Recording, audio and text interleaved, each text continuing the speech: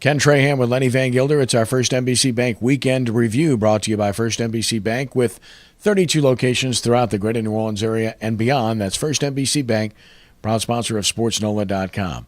Well, we can't review the Saints game because it is a Monday night game. We'll do so after it's over with, but the Saints at Chicago to play the Bears, where the weather figures to be foul. Wet, windy, cool. Well, what does that mean? Ball security, run the football, stop the run. Sounds simple enough. Sounds simple enough, but the Saints haven't stopped the run since sometime before the midterm elections, I think. So, that is a real concern as you look at what the Saints team has done in the last month. If you want to point to one thing that is really of concern, it is the inability to stop the feature back for the other team.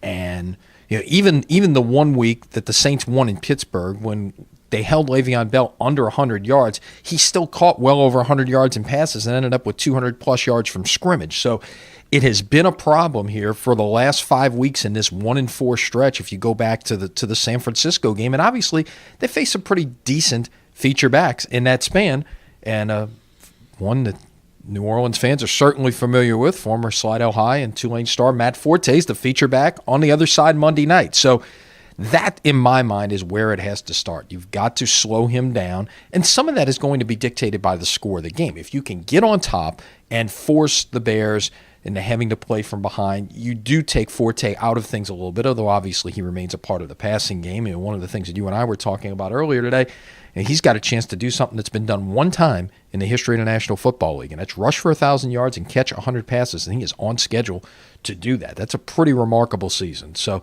in my mind, that is key number 1 and maybe 2 and 3 to this football game tonight. Well, he's a great player. The Bears have nothing to play for but pride. It is Monday Night Football, so they're going to want to show well to a national television audience, but they've been there before in primetime and spit the bit this year. So the Saints clearly have the sense of urgency. Will it carry the day after Sean Payton tried to shake up things over the course of this past week? We shall see. Look forward to finding out in a short period of time. The New Orleans Pelicans, with a great win over Cleveland, and almost backed it up with an even better win over the league's best team, Golden State, but not quite. Without Anthony Davis, as I blogged at SportsNola.com, maybe their best effort of the year, but they lost to the Warriors in overtime. Lenny, they had an 8-point lead with under 4 minutes left.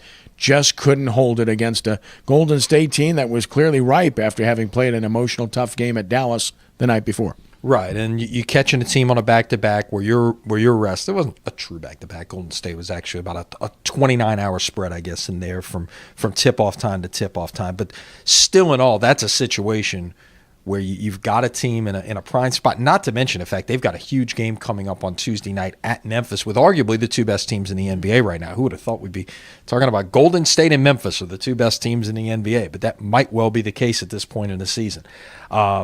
Still, you have to be encouraged by what this team did on Friday and Sunday with a total of, 8 minutes of Anthony Davis in that span? He left in the first quarter of the game Friday night, did not return, did not play on Sunday. Remains a day-to-day proposition. Hopefully we see him back at some point this week, but obviously when you're talking about a player that is important to your franchise as Davis is, I think you have to proceed with kid gloves, so to speak. Yeah, you certainly do. Err on the side of caution, others stepping up. Evans, another big game. Holiday scored 30 as well. And Dante Cunningham was a very good pickup for this team. He's a good basketball player and has helped the Pelicans immensely already. But they're in the West, where 7 teams are pretty much already locked up in terms of playoff spots. And the 8th, well, Oklahoma City has got their guys healthy now, so it's going to be tough for the Pelicans in that regard as they move forward and play lowly Utah on Tuesday at home at Smoothie King Center. And, of course, as we look ahead, the R&L Carriers New Orleans Bowl kicking off the bowl season this weekend, a 10 a.m. game with Louisiana Lafayette against Nevada on Saturday morning. And, obviously, it's another opportunity for Mark Hudspeth's program to shine. It is. 4th straight year, and with the kickoff time, one of the reports that I saw coming out of the weekend, ticket sales not going as great in Lafayette. And that's going to be, I guess, one of the underlying storylines of this week is, have we seen too much of a good thing at this point, and is it time to, perhaps look at other options when they become available going down the line in terms of filling the Sun Belt side of the R&L Carriers New Orleans Bowl. Nevada, this is going to be a good matchup. It really should be in terms of the actual game itself. Looking forward to seeing, what that brings as we get the bowl season started, which will finally end when we crown a national champion on January the 11th or 12th, at some point there in the second week of January at Jerry World.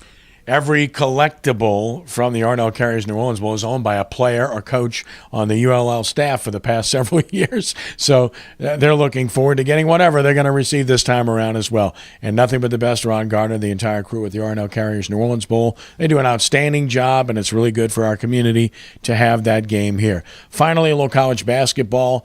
LSU men with a win over Sam Houston backed up a big win over West Virginia with that. They're pretty good.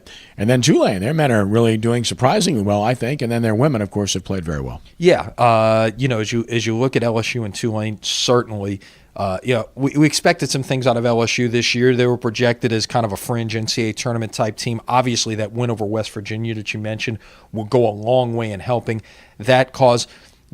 Tulane, on the other hand, opened the season with a clunker against Wake Forest. You said, what kind of year is this going to be? And they've turned around and won 7 in a row, including a couple of pretty good ones right before exams break, winning at Loyola Chicago and then coming home backing that up with a win over Mississippi State. So, they've got a couple more chances here at home to build on that, and then it's going to start to get tough. They close out non-conference play in a couple of weeks with a game against St. John's, and then when they get into the American, that could be a whole different ballgame. No question. Of course, you can follow everything at sportsnola.com. Don't miss Sports Nola TV Monday night, 6 p.m. before the Saints game. Check it out on WHNO Channel 20 before watching the Saints game against the Bears. Get the full preview and rundown. I'm sure you will enjoy doing so. Lenny, as always, a pleasure. Thanks, and have yourself a great week. All right. See you later this week. That's our First NBC Bank Weekend Review, brought to you by First NBC Bank with 32 locations throughout the greater New Orleans area and beyond. That's First NBC Bank, proud sponsor of SportsNola.com. For Lenny, I'm Kenny. Have a great week, and God bless you.